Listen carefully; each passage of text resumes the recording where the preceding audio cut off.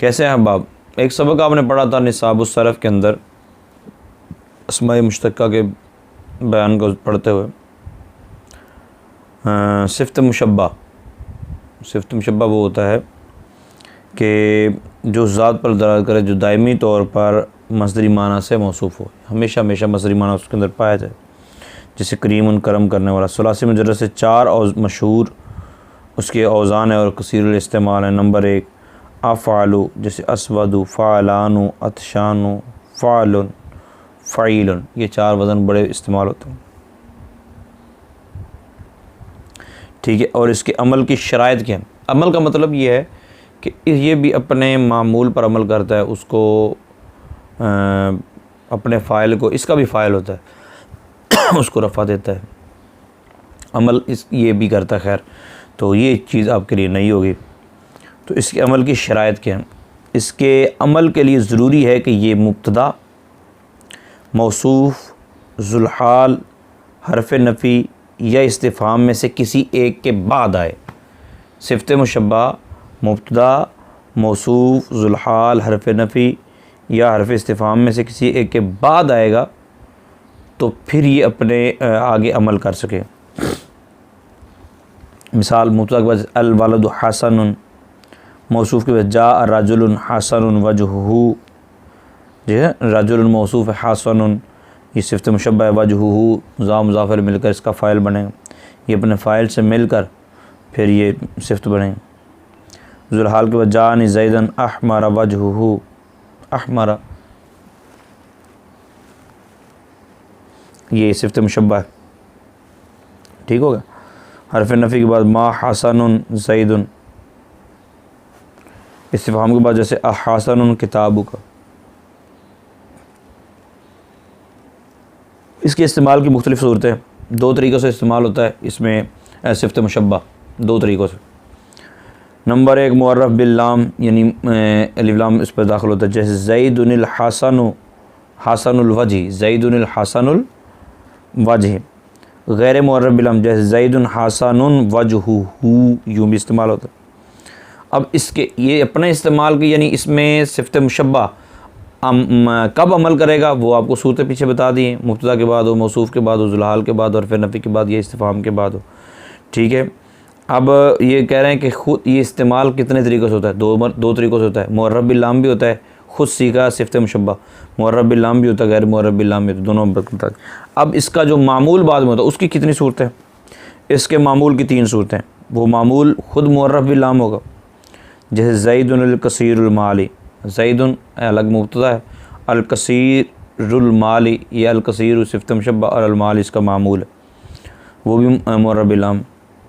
Number 2 مضاف، اس کا جو معمول ہے وہ مضاف ہو، جیسے حسن وجہہ، وجہ مضاف ہے وہ ضمیر کی طرف۔ نمبر 3 نہ مضاف ہے نہ معرف باللام، جیسے الولد حسن وجہن، الولد حسن وجہن۔ اب اعراب کے اعتبار سے بھی اس کے معمول کی 3 صورتیں، یعنی وہ استعمال کیسے ہوگا یہ ہم نے پڑھ لیا۔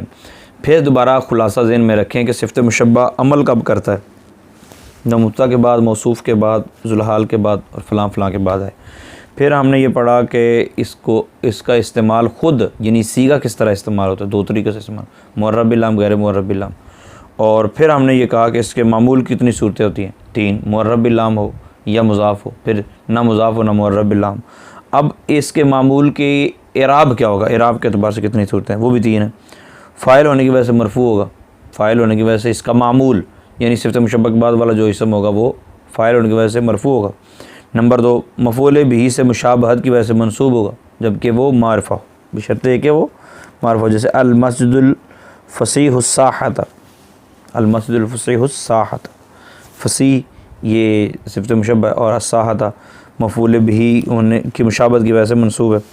اگر معمول نکرہ ہو، اگر معمول نکرہ ہو تو مفعول بہ کی مشابہت یا تمیز ہونے کی وجہ سے وہ منصوب ہوگا، جیسے الحیات قلیل موتن۔ نمبر 3 مضاف الیہ ہونے کی وجہ سے مجرور ہوگا۔ تو صفت مشبہ کا معمول اس سے مقدم نہیں ہوتا، یہ میں نے پہلے بھی سبق میں عرض کیا تھا اس سے پہلے والے میں کہ یہ مشکل ہوتے ہیں بعض، لیکن آپ کو جب ہم باقاعدہ ترکیب پہ آئیں گے نا تو پھر آپ کو پوچھا جائے گا کہ فلاں سبق میں یہ بات گزری تھی، وہ اب آپ کے ذہن میں ہے، تو تھیوری کو آپ نے رٹا لگانا ہوتا ہے یا ایک مرتبہ یاد کرنا ہوتا ہے اچھی طریقے سے، ٹھیک. تو پھر جب پریکٹیکل میں آتے ہیں تو آسانی ہو جاتی.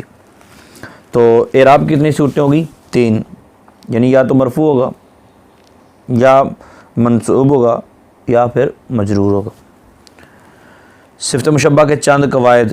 صفت مشبہ اور اس میں فاعل میں یہ فرق ہے کہ صفت مشبہ میں معنی مصدری دائمی طور پر پائے جاتے ہیں، جبکہ اس میں فاعل میں ایسا نہیں ہوتا، بلکہ اس میں مصدری معنی جو ہے وہ حدوثی طور پر پائے، ایک وقت پائے گا کبھی نہیں پائے گا، کبھی پائے گا کبھی نہیں پائے گا.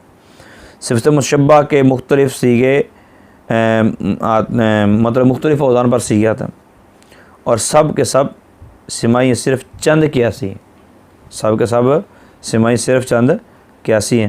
نمبر 1، جو رنگ، عیب یا حلیہ پر دلالت کریں ان سے صفت مشبہ واحد مذکر افعلوا اور واحد مؤنث فعلا کے وزن پر آتا ہے، اور دونوں کی جمع فعلن کے وزن پر آتی ہے، جیسے احمروا حمراء اور جمع حمرنائی. ٹھیک ہے، یہ آگے بھی لکھا ہے. اہل حرفہ یعنی پیشہ ور لوگوں کے لیے زیادہ تر فعال کا وزن استعمال ہوتا ہے، جیسے خیاط، نجار. یہ ساری بات نصاب الصرف کے اندر آپ پڑھ چکے ہیں. جب صفت مشبہ کا معمول مرفوع ہو تو اس میں ضمیر نہیں ہوتی، یعنی وہ معمول خود ہی فاعل بنے گا نا، کیونکہ اس وقت اس کا معمول اس کا فاعل ہوتا ہے، لہذا صفت کا صیغہ اس صورت میں ہمیشہ واحد آئے گا، خواہ معمول واحد ہو، تثنیہ ہو یا جمع. اور اگر معمول منصوب یا مجرور ہو، معمول منصوب یا مجرور، کیونکہ تین اعراب پڑھے تھے نا، منصوب یا مجرور ہو تو صفت میں ضمیر ہوگی، صفت کے اندر صفت مشبہ کے صیغے کے اندر ضمیر ہوگی جو موصوف کی طرف راجع ہوگی، کیونکہ موصوف کے بعد آئے گا یا مبتدا کے بعد اس کی طرف راجع ہوگی. ٹھیک ہے، اور اس کا فاعل ہوگی، اور یہ ضمیر تذکیر و تانیث تثنیہ و جمع میں موصوف کے مطابق ہوگی، یعنی پھر صیغہ صفت کے اندر جو ہے ضمیریں پائی جائیں گی. اور ترکیب اس کی کیسے کرتے ہیں؟ جاء زید کریم ابوہ، یہ ایک انہوں نے جملہ بولا ہے، تو جاء فعل ہے، زید اسم الحال ہے. ٹھیک ہے، کریم صفت مشبہ ہے، ابو مضاف ضمیر مضاف الیہ مضاف ضمیر مل کر کریم صفت مشبہ کا فاعل، صفت مشبہ اپنے فاعل سے مل کر شبہ جملہ ہو کر حال ذوالحال مل کر فعل کا فاعل مل کر جملہ فعلیہ. آگے بھی اس کی ترکیب دوسری لکھی ہے. زید حسن وجہ، زید مبتدا، حسن صفت مشبہ، وجہ مضاف مضاف الیہ مل کر حسن کا فاعل، صفت مشبہ اپنے فاعل سے مل کر شبہ جملہ ہو کر مبتدا کی خبر. تو منزل جملوں کی ترکیب کریں، آ جائے تو اچھی بات، نہیں بھی آئے تو نو ٹینشن، وہ جب ہم ترکیبیں کریں گے تو انشاءاللہ سارا آ جائے گا. اللہ تعالیٰ عمل کی توفیق عطا فرمائے، آمین بجاہ النبی الامین. یہ 33 نمبر سبق تھا. 34 نمبر سبق بھی بڑا انٹرسٹنگ ہے، وہ قسم کے متعلق ہے، تو وہ انشاءاللہ پھر کل کرتے ہیں. اللہ تعالیٰ ہم سب کے لیے آسانیاں پیدا فرمائے، آمین بجاہ النبی الامین.